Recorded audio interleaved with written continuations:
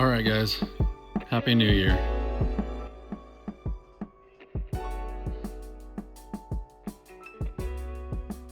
This is the new ride.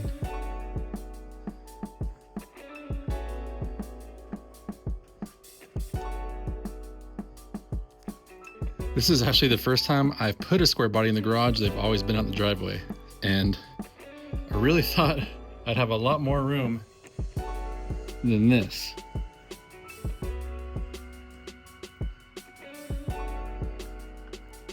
Yeah, I can shut that door.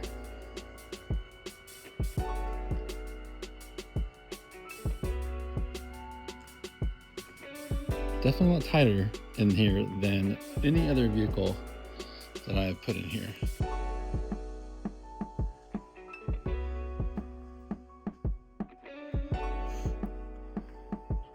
All right, let me tell you about it. All right, I had to shut the door to the garage so my neighbors don't think I'm a doofus in here talking to my phone, staring at this truck. So let's just start from the obvious outside. Suburban front end. Not super stoked about that. I mean, it looks clean, but I would so much rather just have the 74 front end. Oh, by the way, it is a 74 and with the Suburban front end. So no emissions, requires no emissions, which I'm so stoked for. So it has special plates on it right now, but I'm going to get rid of those and put regular plates on there so I don't get hassled driving it. But yeah, Suburban front end, and the whole front clip was changed. So you should be seeing parking lights vertical right here. You should be seeing a one-piece hood. And not stoked about that, but it is what it is. And if I can find parts locally close to swap it over, I would do that because I would much rather have the round headlights. So if you have a full round headlight front end and you want to swap, let me know. This is all in amazing condition. The hood is brand new, I know that. Fenders, there's no rust anywhere. So the fenders are good. The whole grill's clean. There's like one bad headlight, but yeah, that's that. Some holes for a mirror. Doors are hard to shut. I don't know if that's one of those things where you just put like the PVC or wrap that in electrical tape and then it shuts better, but just put some heat on it. It shuts fine. Gas tank, got some spillage on the outside. I don't know what's causing that, and it could have been doing it for years. Who knows? But I will try to see if there's any like seals or maybe a new gas cap I can get that doesn't do that. And I'm pretty sure that this trim black will match super nice to this, and I'll test it out because on the tailgate that you guys saw, there's that rough spot. But there's like some scratches like there. This is not like a good paint job. So this is just like if someone did a spray of satin black and called it good. But I'm stoked with it because I love the look of it and I want to keep it this way. It's got a hard shell tonneau cover with struts. Bed floor is actually pretty nice. Don't know why there's not mounts right there. You trap all the exhaust in here, so you got to open this up and let it out and vent. 6x9s were behind the seat, and the seat was pushed forward. I can't have that, so I just took the 6x9s out, stuck them back there. It's got new wheels. They're 8s all around, which I would have preferred a bigger one in the back, but I like the wheels. I think they're cool. Tinted windows, I don't know the quality of it, but it looks fine. These vent window rubbers look new. Let's go around this side. This side's all good. One mirror. Again, new rubbers around here. Door scuffing. And yeah, the door flares out a little bit right here. I got to figure out if that's an adjustment of just loosening the hinges and pushing it in, but yeah, it's kind of annoying, but it's not like super noticeable. But so then I guess we'll talk about the rear end. It does have a small C-notch in it, like a homemade one, like someone took a pipe and cut it and grafted it in nice, and it looks good under there, but it's just like this far, let's see, that far from the bump stop. So when you hit the back with any bit of gusto, it bounces off the bump stop. So back needs to be raised. You can see it, that it looks low in the back.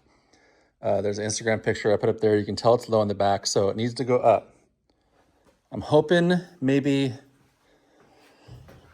I can just put like normal shackles on here or not. I don't know how to tell what the shackle, if it's a lowered shackle or not. I don't know. I never messed with the rear end of one of these. I only messed with the front springs. Tell me what you think. Anyways, the exhaust dumps right back there. And it runs so rich. And it just chokes you out. Makes your clothes smell instantaneously like fuel. All right, let me pop the hood. It doesn't have hood hinges because of the swap. And let me show you what I'm going to do with that. But let me get let me show you the inside real quick. Just some clean plastic panels.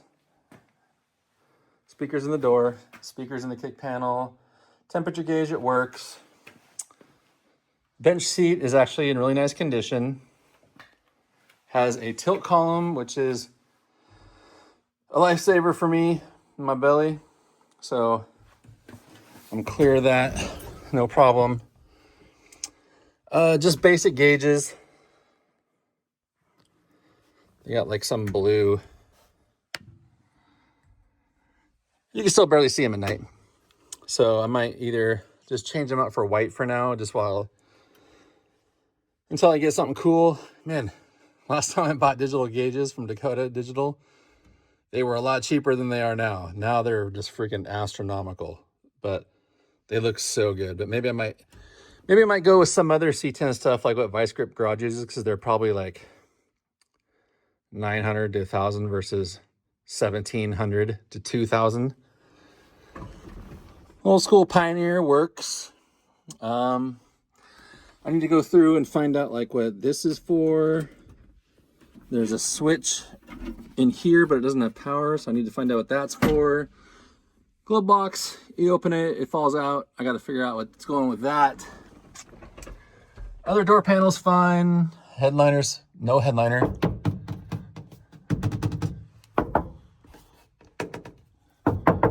Oh, it sounds kind of thick up there. Like maybe it's not, well, it has to be. There can't be anything up there. So yeah, anyways, let me show you behind the seat real quick.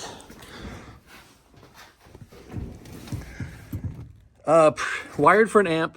I'm not going to put that back in here. It does have sound deadening in these corners in here. I don't know if it's the whole cab that's sound deadened. So I thought what I was going to do, this is my hood prop, is pull the seat out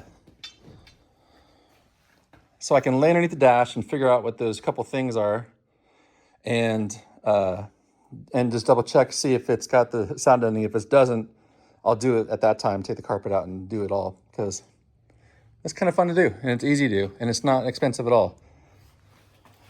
It does have this annoying shifter. This is so annoying. For one thing, it's so low down there, and I hate having to push the thing up for reverse and park, and the little needle doesn't line up right, but it's going to do for now. I would like to put the column shift back on, but I'll show you why I got a little roadblock on that.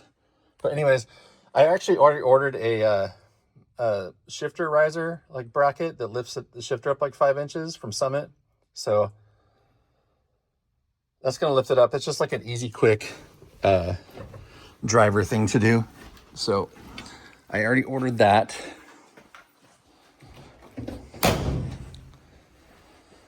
Again, since this is the wrong front end for this thing, you can, hold on. Did you hear that? Just the hood release. Just the hood release dangling. But it's got factory disc brakes, which actually work pretty good. And this hood weighs 500 pounds, so let me open it and come right back.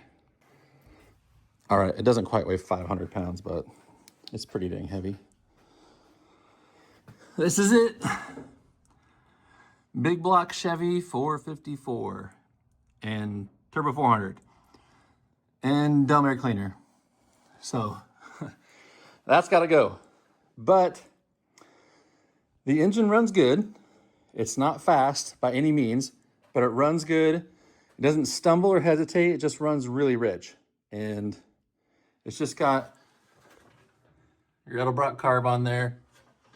It's got an Edelbrock 2.0 whatever intake. It's like a dual plane. Not like it is. I doubt that this is actually a race engine, even though the valve covers say it. Headers, everything works. New electric fan. Patch or badge that's a little bit overkill and like, I don't know. That's great. I need a pointer. Does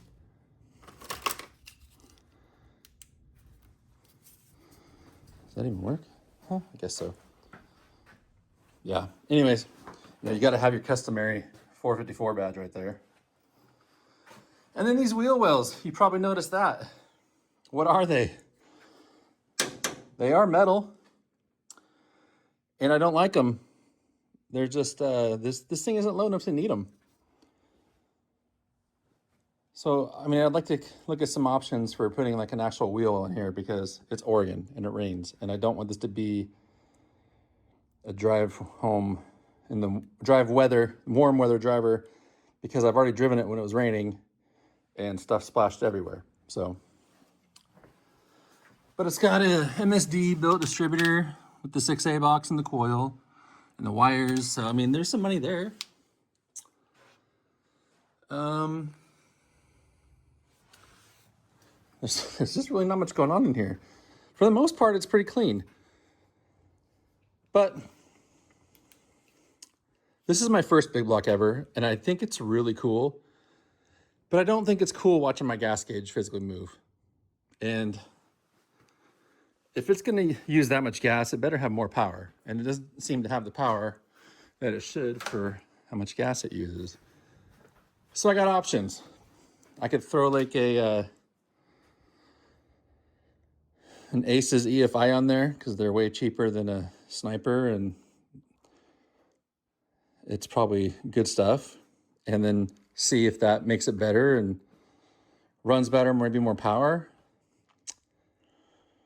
Or I could just try to trade this whole setup, engine, transmission, electronics, radiator, fans, just everything for this big block, trade it for an LS and like a 480.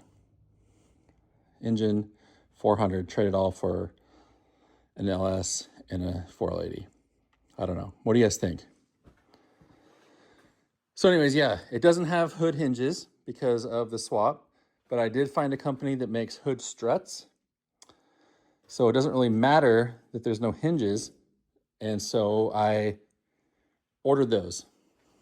Like, they should have put a good way to do this is to put, well, I don't know. It does have the slots right here. I don't know how hard it would be to put it back to normal. I don't know if the wiring is janked up. All the lights work. But yeah, I'm kicking around. I got the hood struts and the shifter. It's the only thing I bought for this so far. And I don't want to spend money on this until I know exactly what I'll do. So if I could trade it all, I would. If I could trade this front end, I would. But I do know I need to raise the rear end. Like at least like 1.5 inches. Or we'll probably make it level. I don't know. If you guys know some stuff about this, let me know, because even though I've had a few square bodies, I haven't really dug into more than just like front suspension and interior stuff. I never got to the point where I was doing anything motor related or swapping body panels and fenders and hoods and all that stuff. Interior is pretty self-explanatory. The throttle pedal kind of sucks. It's got like a spot, like if you push it with your hand, it feels smooth. You push it with your foot, it feels like you have to get over the hard spot at the very beginning. And it's like, whoa. And then it's just annoying. It's like a hard spot at the beginning. You can't feel it when you're trying to diagnose it. I lubed it up, no change. But yeah, this is it. Let me know your guys' thoughts. Let me know your guys' ideas. Let me know your guys' tips and tricks that I need to know to make this a better truck. But the cool thing about this is that it's not going to be locked up in garage jail. Like, I'm going to leave it in here, and if I need to move it out, I'll move it out in the rain. And I even got a car cover that I bought years ago for a different C10 that I never use, so I could always just put it in the driveway and put a cover on it. But as long as I don't need to do any work to my FJ, then it'll be in here, and I'll start picking at some stuff. Like, I've already done some pretty hardcore stuff, like changing the light bulb. So it was really nice to have it in here to change a light bulb.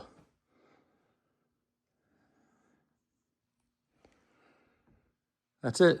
74, clean title, short bed. I think the bed used to be green because I saw some green underneath it. I think this cab was yellow. Yep, you see some yellow down in there. This door, you can spot some yellow. I think most of it maybe was yellow. Yeah, we like it the black. Anyways, drives on the road good. Drove on the freeway, drives good. Just, you'll get a little dizzy from the fumes, but just crack the window. You'll be good. All right, see you soon.